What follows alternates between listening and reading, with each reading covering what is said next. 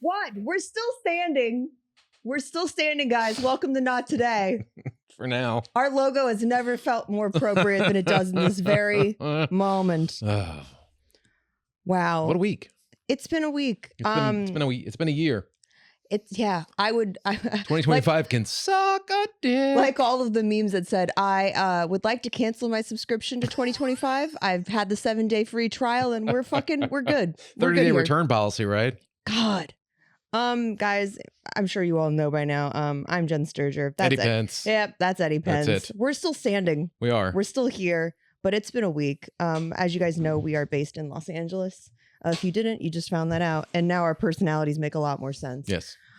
We're literally that dog sipping coffee surrounded by fire. That is saying everything's fine. That has been our week. That has been the week. Because listen, when things broke out last week with the fires, the first day, we all went, well, we've been here before. Every year I'm here. Every single year. It's never around us. No. And it's usually earlier because normally in January we get hit with some rain. Yeah. January is pretty season. wet. Yeah. Like for instance, in 2023, I had to replace the roof on the house because we had such bad. Yeah, you I had remember. to climb on the roof of your house and put a tarp down. Listen, Eddie, well it's aware not of that. my fault. Is that 2023 or 2022? That was 2020.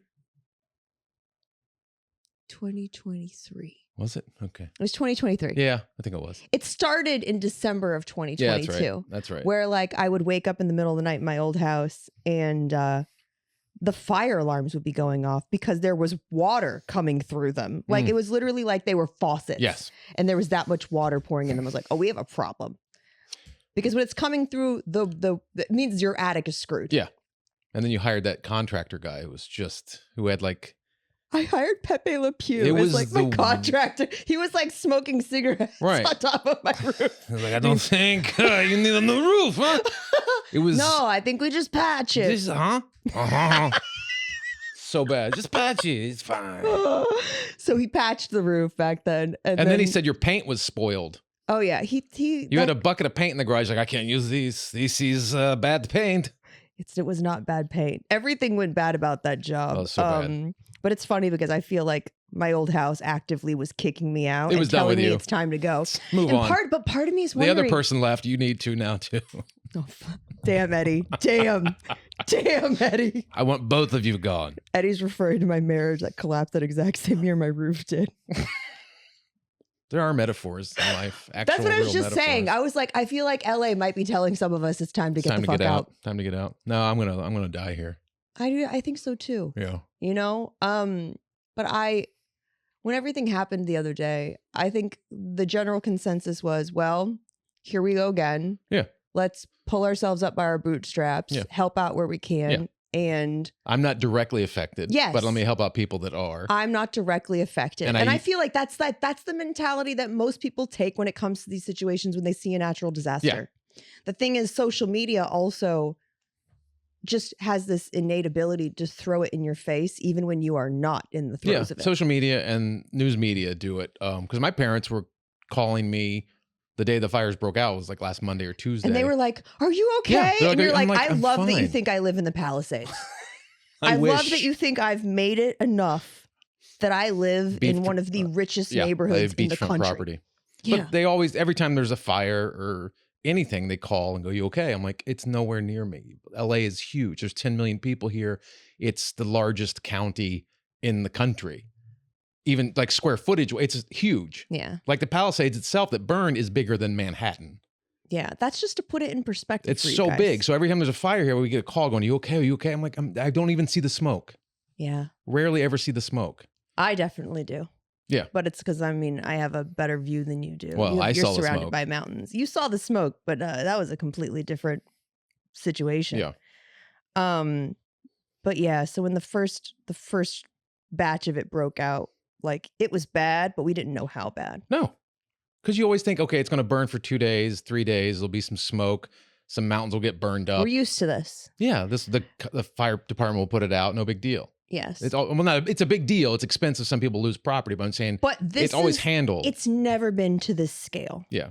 You know, so the Palisades fire broke out. The Eaton fire, did it break out same day or that night? It broke out that night. Yeah. No?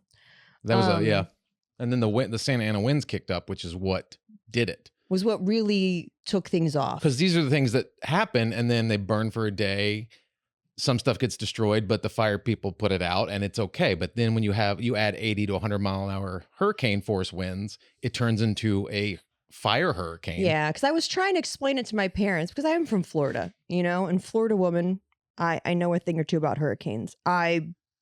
We wrote out Andrew, when I was in, I think, first grade. Fun fact, Eddie, I don't know if I've told the story on the show before, but I got sent home from school when I was in first grade. Yeah. Because I told all of the kids we didn't have to do our homework because we were going to die. Yes. You gave everyone the death warning. I was like, don't worry about doing the homework, guys. This has been fun. I'm the harbinger of your fate. They called my mom and they were like, Carolyn, you got to come get her. She's scaring the other kids. But it's just, I feel like LA, this particular fire situation in LA has really showed me which friends of mine are deeply traumatized people and almost thrive in this type of environment. Because I feel like if you've been through some shit, or you were just raised in the 80s, like you were prepared for this type of stuff all the time. Well, we were constantly thinking we're gonna have a nuclear war, and we were constantly thinking we were gonna have a nuclear war. We were constantly thinking we were gonna get kidnapped. Like the 80s was actually a really rough time to grow up. It was rough, and I was an 80s kid. Like I wasn't little. I have very vivid memories of the 80s. I was not little. I was an 80s like preteen, and I watching Red Dawn. That scared me because that's gonna happen. The Russians are going to invade us. I watched Red Dawn and it scared me mostly because the sub dubbing was the dubbing was awful. But same thing. Yeah, the Russians are going to attack us. There's going to be a nuclear war. Oh yeah. That was 85. That was a huge fear in my life as a kid. You were like, and the Fratellis are going to get us. Yeah, the Fratellis are going to get us. I want to find the treasure before they do. Listen, if we laugh at inappropriate stuff right now, it's because the entire city's nervous systems are broken. Oh yeah. We have been on this state of high alert. Yeah. And something is going to happen since last Tuesday. Yeah.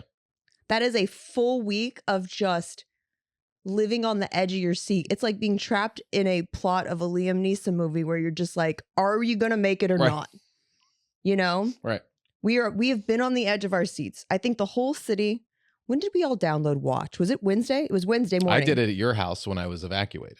Oh, really? You didn't have it then? I didn't have it because, again, fires, man. It's like I've been through this every year for the last 25 years I've lived here. Like, why do I need to download a new app? It's going to be out in a day or two. Some people will lose their homes. But for the most part, this is going to be contained and put out. It won't affect me directly. And that was your first mistake, huge Eddie. Huge mistake, because I'm telling people all day Tuesday and even all day Tuesday and all day Wednesday. It's not near me. I'm safe. We're all safe. Let's just hope it gets put out soon and limit the damage, but I'm fine. And then Wednesday evening. What happened Wednesday evening, Eddie? I'm driving to go do my other podcast, The Ralph Report. I'm driving about 6 p.m. Yeah. I'm driving over there to go record for the next day. Through the canyon. I go up through Outpost and then down Mulholland, right? I live right by Runyon Canyon where the Sunset Fire was. I'm driving down Mulholland to get on the 101 to go north to his house. And as I'm driving down the Mulholland, a fire engine comes flying by me, blazing lights, horns, everything. And I'm like, that's weird. There's no fire here. They should be in the Palisades or in Altadena. That's where the fires are. Why is there? So that got me a little hesitant. So I'm like, okay. So I'm like, I'm going to keep driving, but I'm going to call Tracy in a second and see if everything's okay before I get to the stoplight where I can make a phone call. Yeah, because you lose service right there. Yeah. Before I get a call from Tracy. She's like, there's a fire at Runyon Canyon. I'm like, I'm speechless. I'm like, yeah. How is it big? She's like, get back home. I'm like, okay. And so I call Ralph and go, hey, I can't make it. There's a fire right by my house. We may have to evacuate. And he's like, all right, go. And I'm like, okay. So then I turn around and get back. And luckily I went then, because had I waited 10 more minutes to turn around, I wouldn't have been able to get in because of the congestion from the evacuation. From trying to get everybody out of this small condensed area that's literally backed up against this hill, this canyon where the fire was. I live in an area the entrance to Runyon Canyon where it's great parking if you need to go to Runyon. You ever want to just feel happy and relaxed? Try to park around Runyon Canyon. It's a Costco parking lot without a Costco. Yeah. And so there's probably 20 apartment buildings in that in a 3-block radius. And most people don't know They're rent controlled. All rent control. Most of them are. Mine's rent controlled. Yours is rent controlled. I love a couple that of place. our friends, theirs is rent controlled. I could only live in this city because I'm in a rent controlled apartment. Yeah. If it wasn't, I couldn't. But man, it's a clutch location 99.9% of the time. So I get home. As I park in the car, I grab the suitcases out of the garage just in case we have to evacuate. Just in case we have Eddie, there's a fire in your backyard. Well, We hadn't gotten the warning yet. Eddie, you don't need a warning when you can see flames. I couldn't see I could see the flames. That's not true. I could see the flames. I was driving. I came up Franklin. You know where the Magic Castle is? Yes. So I make the corner. I'm like, okay, this is probably just like a little trash can fire. They'll put it out. No big deal. I'll be able to turn around and go record. I turn the corner off of Quang on the Franklin where you see the Magic Castle, and there's an orange glow behind the Magic Castle. It's like that first turn you take in Indiana Jones the Ride at Disneyland where they go, oh, yes, and it's like just flames. Oh, I fucking looked in the eye. God damn it. I was walking the dog in Beverly Hills. Yeah. And I looked up and saw the entire hillside on fire. Yeah. And I went, that's close. Yeah. Yeah. I was on the other side of it driving towards my apartment, and I saw the glow of it behind Magic Castle. And at that point, my heart dropped. I'm like, oh, fuck. So I get home as fast as I can because I know there's going to be people scrambling to get out of there. Get in the garage. I grab the suitcases, like I said, in case we have to evacuate. In case. And I run to the apartment, and Tracy's like, we have to pack. I'm like, okay. So we open up and we start trying to calm Colton down.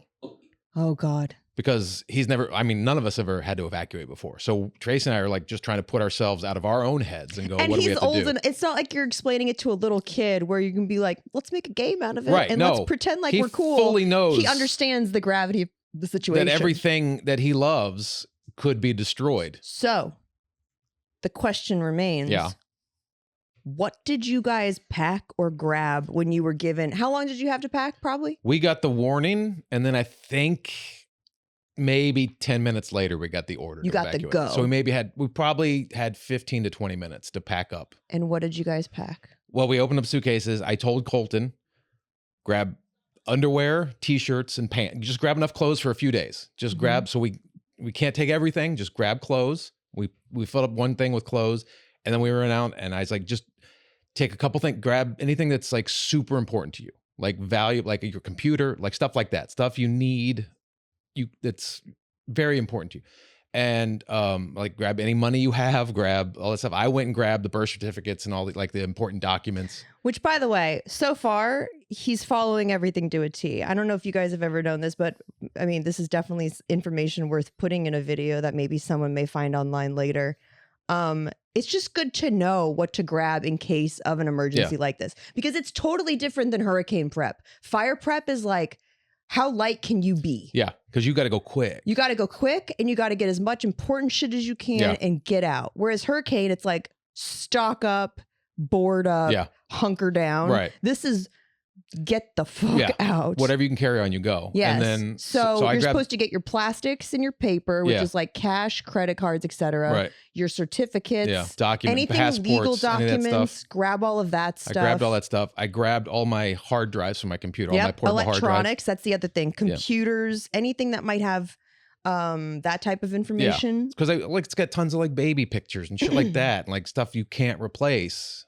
Yeah. So I grabbed all the hard drives. Tracy grabbed all of her jewelry. Yeah, jewelry, valuables, etc. And then I sent Colton. I was like, Colton. He was like he was starting to breathe heavy. He was like, oh God, oh God, oh God. Like he was starting to lose. And I was like, Colton, just relax. I need you to turn on your video camera on your phone and go around and record everything in our house that is valuable. This is what they don't tell you to do, and you really should do this. Videotape anything of value in your house. So I was like, go videotape all your Lego sets. Yeah. Videotape all my action figures. Jesus Christ. Make sure you really go through. I was thinking you were going to be like, our televisions, our furniture, blah, blah, blah. You're like, no. Try to name them if you can. Tatooine. Yes. Try to name them if you can. I want specifics. I want details about my action figures. I did do the TV, do any, anything we have that's valuable. The Ryan Johnson signed lightsaber. The Ryan Johnson signed lightsaber hilt. And then Colton's like, what about the PlayStation? Should we bring the PlayStation? I'm like, no, we can't. We don't need to take the PlayStation. That's not that important. If we lose that, we'll buy another one. Yeah. We won't. They're like $500. But I told him, In the moment, we'll buy another one because it got him out of the house. Exactly. So you didn't need to set off those tears. No. And then you grab an overnight bag, like toothbrush, toothpaste, contacts, glasses, whatever you need, because you're not coming back. You're probably not coming back. That's what you have to. That's the mentality you have to have. You have to leave with the understanding that this could be the last time you see your stuff, which is something that really doesn't hit you, I think, in the moment. It hits you when you get in your car and you're driving away. Yeah. What do you got, Mark?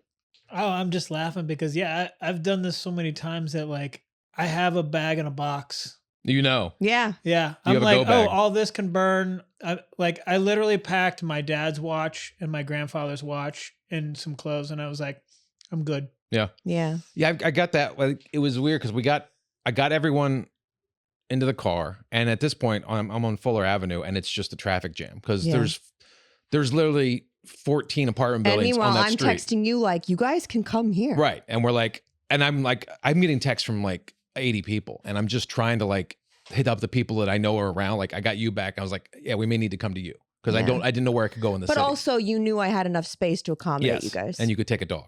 Mm-hmm. And that'll be talked about in a minute. Because he was wonderful. So I'm on Franklin, and we're in a traffic jam. It's literally like a scene out of Deep Impact when they're all standing there on the side of the road going, well, it's coming and we're going to die. Yep. And I'm in the car, not moving. What did you think of in that moment? I was like, can I go up on the sidewalk to get my family out of here?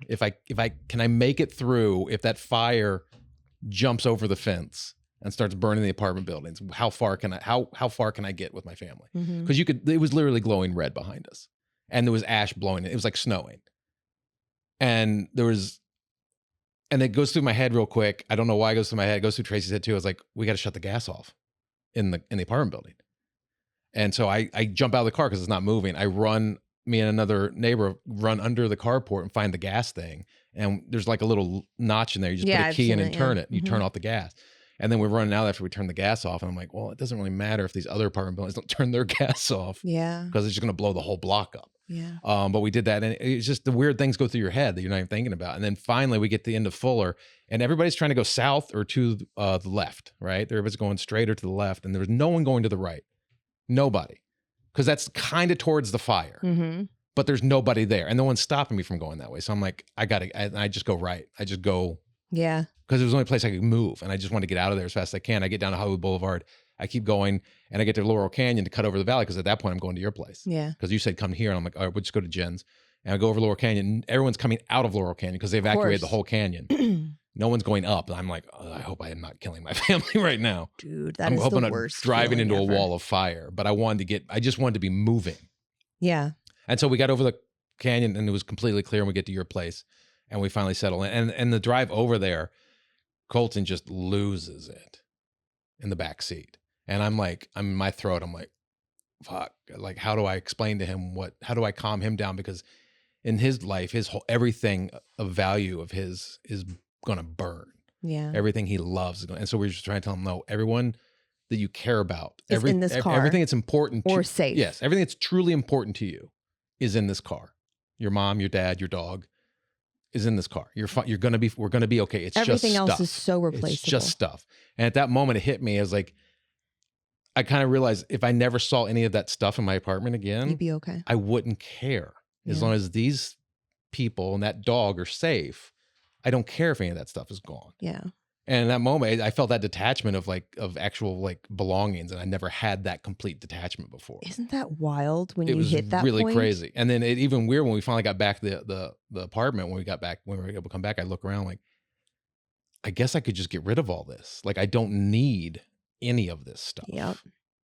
So that was an eye-opening moment I didn't think I was going to have during the middle of evacuation, because you just want to grab and grab and grab. Most people, that takes years to process. So the fact that you had that like moment, like where you were just able to regulate yourself and be like, oh wow, if this all goes, it hit me. I have the most important things in my life in this car with me. I was literally driving, running through the things that are in the apartment building, in the garage, of things that I considered valuable to me, and I'm like, if I never see those again, my life will not be any worse than it is right now. My life will just be fine. Yeah. Mark held up a sign and it says Marie Kondo fire method. Does this spark joy? I hope it sparks nothing, Mark. Dude. So you guys get over to my house. Yeah. You come in. Everyone is clearly worked up. There's so much adrenaline going on. And I'm just like trying to like, everything's fine. Well, yeah, I could tell you were like literally that duck on a pond, like calm. And then underneath the legs are just like fucking flying, right? Like you look calm on the water. And then underneath it's like, we're going to fucking die. But that is how my general operating system is. We were all like that. I and Tracy were all ducks on a pond. Yep. We were all as calm as we could be. I think it was more you and me. Let's be 100. So, let's be 100, Eddie. Flipping like really bad. So, and then Stanley was the worst because he shit on your floor as soon as we got in. Stanley came in and you could tell like he had taken on all of y'all's nervous energy and just let it loose on my brand new rug. Yeah. You have hardwood everywhere except this one place you have a rug, and he found the rug and shat on it. Listen, but I wasn't even mad. I was just like, I fucking get it, dude. Yeah.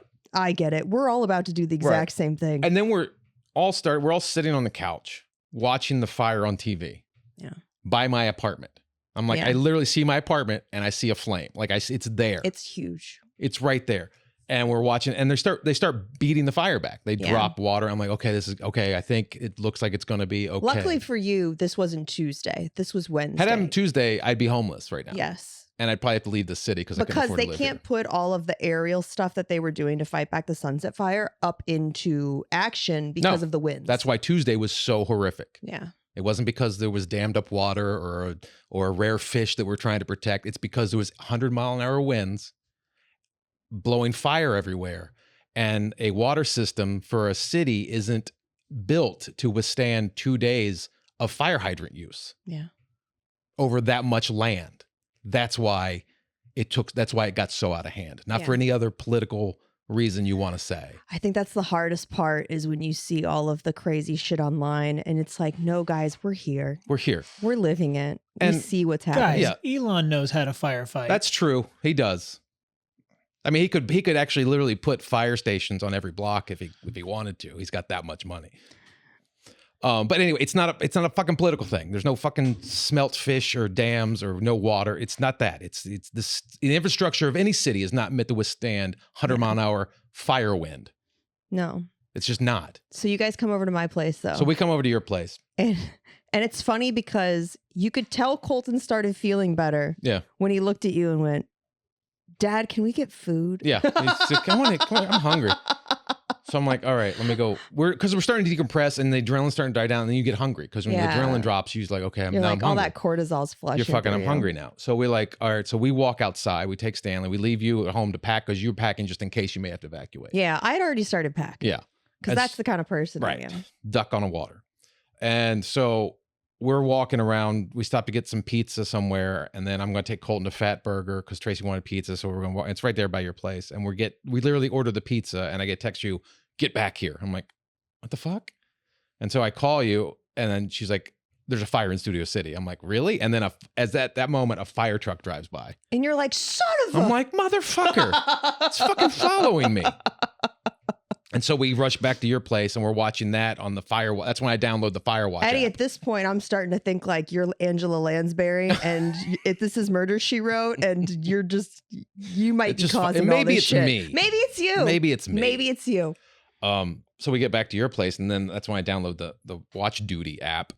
Which, by the way, Watch Duty is an incredible app that's kept all of Los Angeles, informed way better than our actual city has, which is kind of sad. Again, which, by the way, free app. Yeah, free app. Free app. They've asked the person that owns the app whether or not he wanted to sell it, and he goes, I shouldn't have had to create this. Yeah. I shouldn't have had to be this important to a city's survival. Yeah. I'm not selling this to anybody. Don't. Like, I have a purpose. Yeah. We're doing this to keep the people of Los Angeles safe That's right great. now. Good for him. And he could have made a lot of money right then and there, and he didn't. Yeah. You good know? For him. And honestly, right now, like, that's what we need. You know, we need people that are going to step forward and do the honorable, ethical things right now, because there's so many people that are taking advantage of this city and are taking advantage of price people gouging being rent in and fucking all sorts of shit. Where people being trapped in fight or flight, like price gouging. Everyone's acting shocked about the price gouging. I'm from Florida. We are used to seeing this. You know, we see it with gas, we see it with resources and stuff like this.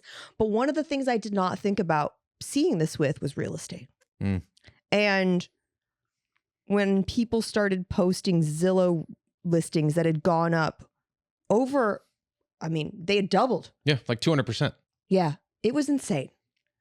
And I was just like, oh, we are in for a serious housing crisis. Yeah, rent was like we already have a housing crisis out here, but like this was going to make it to the nth degree. Well, you're displacing, you're not just displacing like my little family of 3 people that lived in an apartment building. People are displaced that own 5-bedroom, 3-bath houses that, 3-4 kids. I mean, like massive people that are used to a certain type of lifestyle. And by the way, this is just the Sunset Fire and the Palisades Fire. This isn't even like Altadena, this isn't Altadena, where historical Black neighborhoods have just been completely wiped off a map, where there's generations of people living under the same roof that have worked their entire lives for those homes. And they're wiped out. And it is catastrophic. One of my students, I kind of had like a check-in with my comedy students last night. And one of the girls was like, I haven't felt this way since 9/11. Yeah. And I was like, yeah, that's kind of how it feels. Is you're like, how do you get back to normal after this? What does the normal look like? Yeah. Because like we haven't been the same since then, Well, yeah, but this is like you've displaced so many tens of thousands of people have been displaced. And where do you put them? So the Studio City fire got put out. They think that was just possibly arson. That was kind of the first time that word got dropped, was this could be arson. And the Sunset one got linked as arson too. Yeah. Have you seen the video that was released yesterday? Someone just lit a palm tree on fire on Fuller. Yeah. Yeah. Tracy got the Citizens Alert app of like, there's a fire here. And I'm like, fuck. Some asshole was lighting a palm tree on fire. It's wild. Shot on site. They should be shot on site. I told you that. No Miranda rights, no jury, no deliberation, just executed on site. They caught somebody. Well, they had another fire breakout in West Hills, and they were saying that one they couldn't hold him because they didn't have enough evidence. The guy was literally holding a blowtorch. Yeah. And he was like, I needed it to smoke my weed. Yeah. You put that dude on a 48-hour hold. You put him in a jail cell in longer county than that. until this shit's over. I'd hold these people for at least a week. It's just crazy. I don't care. I don't care. Like there needs to be, when stuff like this is happening, it's like all things like that need to go. All like, we haven't seen this before. Right. All precedents need to go out the window because there are none. Right. But at the same time, fuck it. You do have to protect people's rights. You can't just declare martial law. I have video of you with a blowtorch. That's different, but you can't just go around knocking doors down and grabbing people out going, did you start a fire? Like there's differences, but it's so hard to not. I know. That's the urge. I just said execute people. That's the urge. No, I was going to say, I didn't mean it. It was really hard to not start singing the Billy Joel lyrics when you said, did you start a fire? Oh. Oh man. So that's just part one of the fire escapades in Los Angeles. Yeah. Because I evacuated on Friday. Friday? I think it was Friday. We got back we were allowed to go back the next day, so we went back Thursday. I went back. I left on Friday. And you left on Friday. And I left the minute they drew a border around my neighborhood, and they were like, you guys are going next. Because that was the point where the fire had... Well, it was like that scene in a horror movie where you think the villain is dead, the monster's dead, the killer's dead, and all of a sudden you see him creep up behind, or like his body's missing on the floor, and you're like, oh no, it's not. Yeah, Michael Myers is not dead. That's exactly what that moment was another fire kicked up in the Palisades, but this time it was on the east side. Yeah, it had creeped over the mountain, and I think they were doing some controlled burns around there to try to wall it off. They weren't doing control burns there. They were doing control burns to the north. That's in the north? Yeah. They were doing control burns to the north to try to keep it from coming into Encino. Right. That's where they were doing And then that. it made a turn and started going into the San Fernando Valley. And they were like, oh shit. Yeah. We miscalculated this. So when I saw that they had drawn an outline around my neighborhood, I was like, it's time to go. Yeah. Because when you have pets, when you have more than one pet, you can't just, and especially cats, you can't just like, man. You can't just like throw them in the back of a car. Fucking cats, so immobile. They're not portable. They're not. Very much like me. I'm not portable either. I learned that in this Yeah, you crisis. fucking packed more than my whole family. You know? packed a lot. Because I have a lot of stuff, Eddie, that I was like, I have the room, I have the space. Right. It's just me and my animals, and I have to pack for them too. Yeah. You know? So yeah, and I had time. Yeah. I had the... You were packing for like 3 days. I had the benefit of time. Oh, fuck off.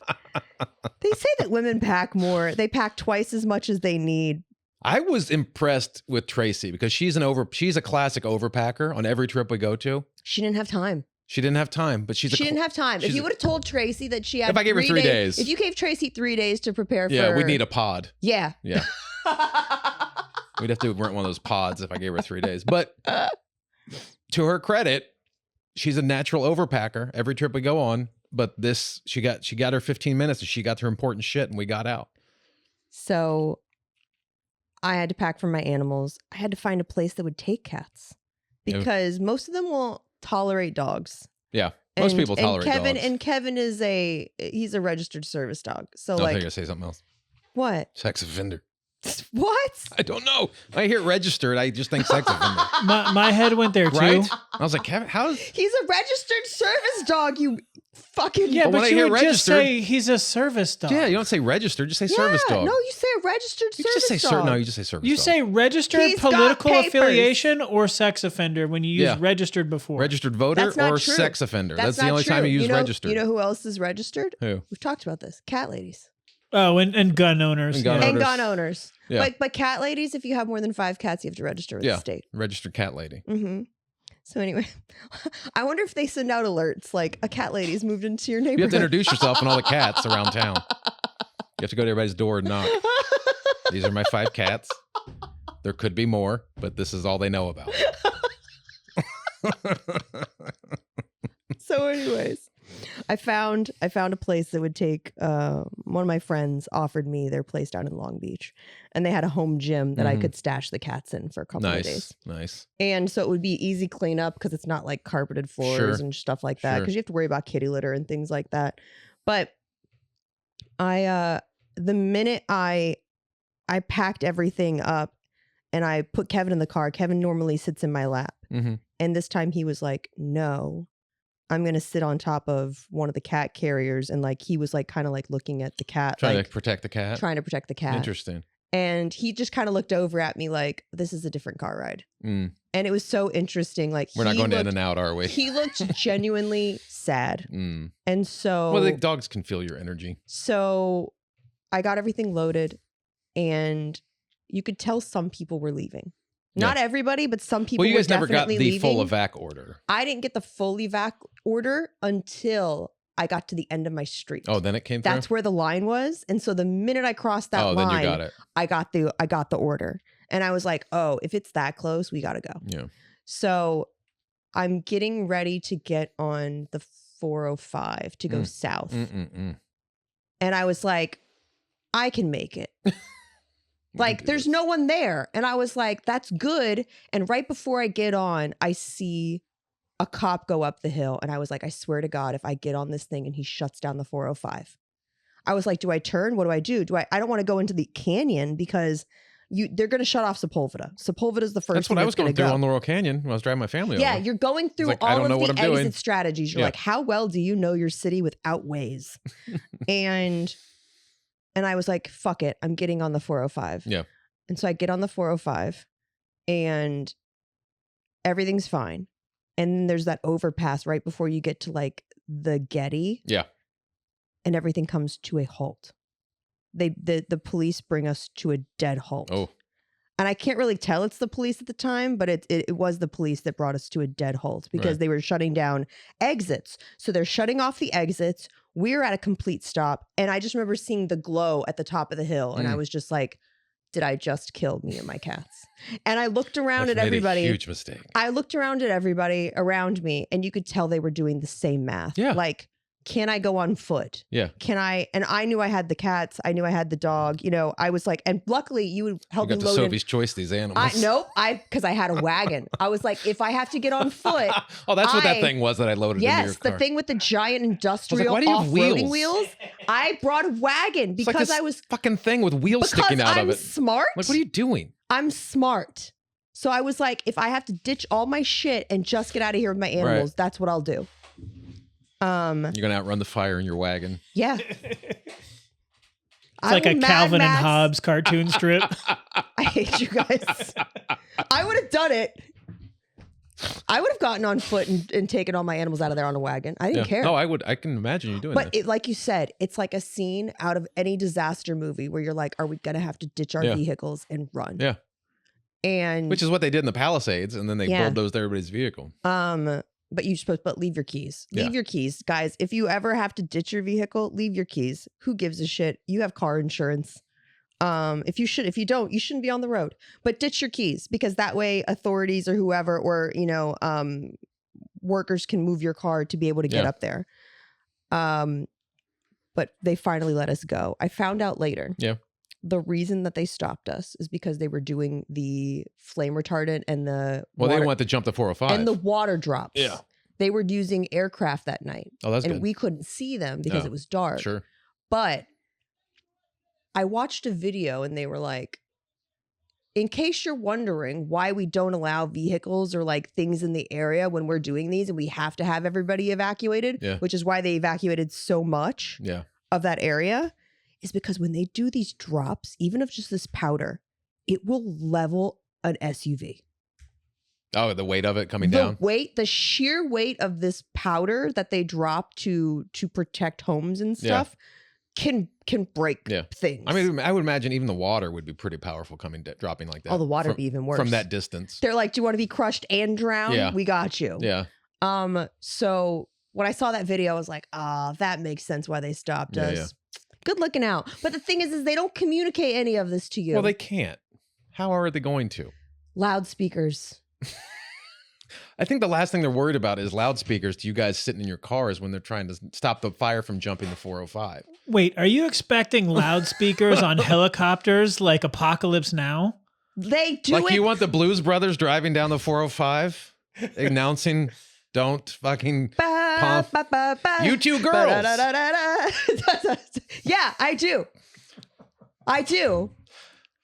Hey, they pull out the loudspeakers any other time, move all the way over to the right. Yeah, but you're talking about thousands of people on miles of stretch of highway. They can't communicate that to everybody through a loudspeaker. Why don't we have better ways to communicate to the public of what you're doing? So that way we know how to plan. We don't have the Elon chips in our head yet. Think about how bad some comics are using a microphone. Imagine a cop. Yeah. I feel like it would be... What if you get one with like a really dry sense of humor, or like the person that's like a retired Southwest Airlines person? Right. This one's fucking... I used to work at JetBlue and crack jokes before we took off. Oh, yeah. Just fucking have their fucking lights out, fucking so traffic. We all made it. What was the weirdest thing that you took when you evacuated, though? What was the thing that you were like, what was the thing that you're like, I don't know, not weirdest, maybe most important. I don't know. What was the thing Tracy made a post about this. It was Colton and I, this was 10 years ago. We were at a restaurant and had those paper tablecloths and crayons that you take a kid to. And I had drawn Snoopy holding Woodstock. And I wrote, Colton, I love you. Oh. And he liked that. And then at the same time, he drew Charlie Brown, or what looks like Charlie Brown, because he was 7. He was small. Right. And it was Charlie Brown hugging Snoopy. And then he wrote, and it looked like if you look at the picture, it looks like Charlie Brown is handing Snoopy a taco. But apparently he's hugging Snoopy. And so you're like, Snoopy would have preferred the taco. I'd prefer the taco. And so he wrote, Dad, I love you too, on his. And then we framed those. There's like little tiny, like 4x5 pictures. And they both sit on our nightstands. And that's where they are. They've been there for the last 10 years. I don't know why we ever did that. We just did it because he liked it and I liked it. So we put them there. And we're running around grabbing everything. And I grabbed that because it means a lot to me because it's on my nightstand. And I threw it in my duffel bag. Right. And then loading everything up. And I look over and his duffel bag, he's got his. And I'm like, I was like, and that's when you're like, fuck, man. Why am I having trouble swallowing right now? Dude, this is fucking so many ashes in the air. Dad, all this are you fucking crying? ash. No, it's ashes. We need an air purifier. But yeah, I didn't, that kind of fucking hit me. I was like, you know, all this other shit can burn. I don't fucking care. Yeah. Like, I know what means the most to me. This is going to sound really weird. I took, well, of course I took bed axe because, you know, you never know when you're going to need to engage in hand-to-hand combat. Exactly, especially during the apocalypse. That was my weird thing, but I was like, oh, just in case shit goes down, we should probably have some kind of protection. Right. But I grabbed Vegas's ashes. Oh. And like the paw print that they made of her before we left Buster's. We didn't even think about that. I know, but I thought of it because I was like, this cat saw me through everything. Yeah. No, you got a special bond with it. I mean, I now looking back now, I'm like, why didn't we grab Buster's ashes? I didn't even think about it. Because you were like, these are already burnt. We have this other dog. Because listen, it does to some people, but like I can't burn twice. Yeah, exactly. We just made sure it was done well. Well done, cat ashes. But I don't know. This cat had seen me through so much. Yeah. And all these different life transitions, all these terrible things that had happened. Yeah. And I was like, she's going to get me through one more thing. Yeah. Oh. Yeah. Yeah. And yeah. It's the weird, the things that mean the most to you, the things that you don't spend a lot of money on. It's the things that they have no value outside of you. No, absolutely none. That's like the stuff that means the most. Yeah. I mean, don't get me wrong. I grabbed my really expensive watches and my engagement ring because I was like, well, I have to pawn this shit if everything goes south. And your assault rifle. Yeah. Shh, they don't know. But yeah, it's the things that the things surprised. That are most valuable to you have no monetary value. No. And that's the thing is when people come into my house, they're always like, your house is so clean and neat. And I was like, yeah, because I don't have a lot of stuff. I've actually been very good at detaching from my things. Like all the other shit that I grabbed was just like, these are clothes that I should get. These are things of value that if I need to sell or hawk or whatever, I can. Like it was all business and like militant decisions. But when it came to Vegas, I was just like, that's the one thing. Yeah. I need her and my animals. Yeah. And yeah, it's so funny because you could just tell Kevin knew stuff was different this time. Yeah. And dogs pick up on that shit. Yeah, we came back to our house probably a little prematurely, just because the air quality is so bad. But I had doctor's appointments and stuff here in Los Angeles because life is still going on. Like the city is still trying to function. Yeah. But I think this is going to be one of those things where it's going to take us a while to get back to normal. Yeah. And we don't know what normal is going to look like. You know, what neighborhoods are going to rebuild. And every time there's a fire now, I think everyone is going to pay a little more attention to it. Yeah. I know I will, more than I did before. I think we're all going to have PTSD from this. Yeah. I saw a comic say the other night that he tried to go on stage and how weird of an experience it was and that he almost had a panic attack on stage. And I said, yeah, man, that makes sense. Because I was like, we've spent the past week in survival mode. Yeah. And I said, and I don't think people realize, like, even the comics that have done this for a while, you still get this little like charge from going on stage. Yeah. You know what I mean? Like, we all associate it now as like excitement because we are excited to go on stage. It's the thing that brings us joy. Yeah. But our nervous systems right now are so broken from a week of, are we okay? Are we not okay? Are we safe? Are we not safe? Yeah. That now that same excitement from going on stage to some people that don't have that awareness about themselves, their nervous systems are going to trick them and tell them you're not safe to go on stage. And so I was like, yeah, buddy, this makes a lot of sense. It makes a lot of sense that this guy's been doing it for, 20 plus years. And I was like, it makes a lot of sense why your nervous system freaked out. It makes a lot of sense why you got on stage and it's like, I can't remember jokes that I've told because that part of your brain just goes offline. Yeah.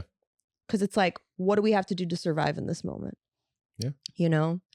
And if I can say anything to anybody that's out there that lives in this area, or even if you're outside the area and you just have people that are here that are dealing with this, that are faced with this, that on the day to day, and like the recovery efforts that are going to have to be taking place, because it doesn't stop in the next week. No, this doesn't stop in the next couple months and years. This is probably years.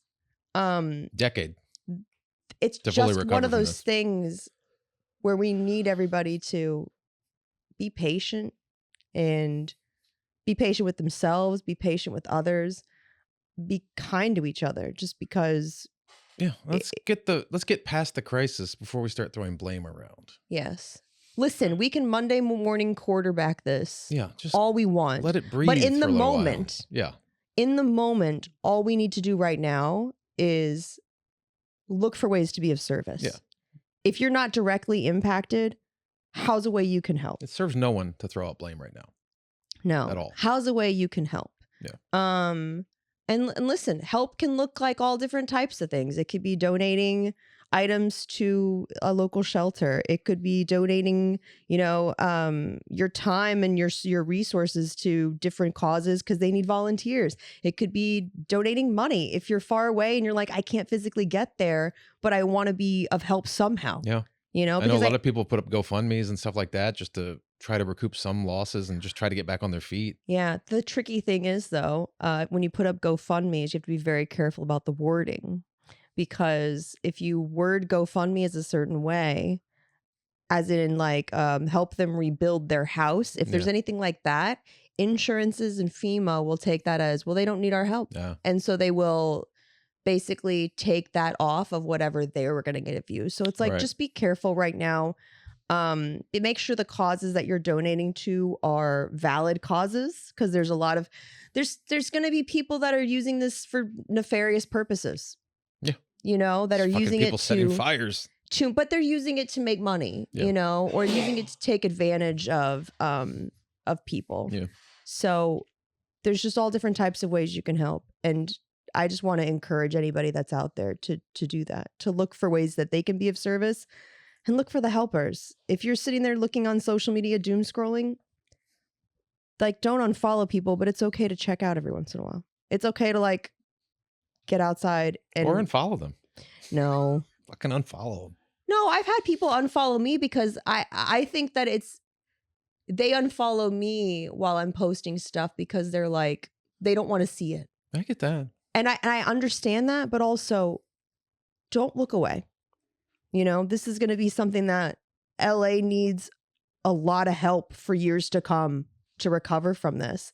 And a lot of people like to shit on LA. We like to shit on LA just because this city, it likes to kick you in the nuts. It kicks you in the nuts all the time. But on a regular basis. But I love this city. Don't want to live anywhere else. Me either. And it's not just rich, famous people that are affected by this. It's so many. The city is so many black sheep, dream chasers, blue collar, hard workers, union workers, crew, like people you don't see that just barely get by and barely pay their mortgage. And we all came here just to make magic, just to be artists. And so it's not just fucking rich people in Palisades. It's a lot of different people from all walks of life. And we're just asking you guys, please remember that. Please remember that, because it's not all people in giant houses. And by the way, you don't know how they got there. You don't know the strife that those people may have gotten the sacrifice to fight for those houses. Yeah. So it doesn't matter how, but just be kind. But yeah, we wanted to share all of this with you guys. We know it's not our typical episode. We hope we still made you laugh at some of the insane shit we did during these fires. Stanley shit in her house. Like within 2 minutes of being there. We were just outside. Listen, we need those moments of levity. Look for those moments. And I think you and I are actually really good at that. You and I are really good at like having that gallows humor where we're like, you know what? This is fine. Yeah. This is fine. We'll figure it out. Yeah, that tracks. It's all fine. Eddie and I make jokes all the time about how life's a game of chutes and ladders. Yeah. And a lot of shoots right now. We're on a really big shoot right now. There'll be a ladder soon. You guys are our ladder. So thank you so much for joining us for this episode. Like I said, it's going to take a hot minute for us to be ourselves again, but we hope that we can continue to make you laugh and make you think about things. And I don't know, we're really proud of this little community that we've built. Yeah, and I know we started off 2025 on a weird fucking note. Right. not the best one. Nowhere to go but up. I hope. Fuck. Why'd I say that? I just jinxed it. Fuck, Knock I just on jinxed some it. wood, No, I asshole. just fucking jinxed it. Knock on some wood. I don't. That sounds weird. Oh, yeah. Sounds metal. It's not. Okay. Yeah, I think this whole thing is. I fucked it up. Anyways, but we love you guys. And thank you so much for being here for another episode of Not Today. We'll see you next time. Bye.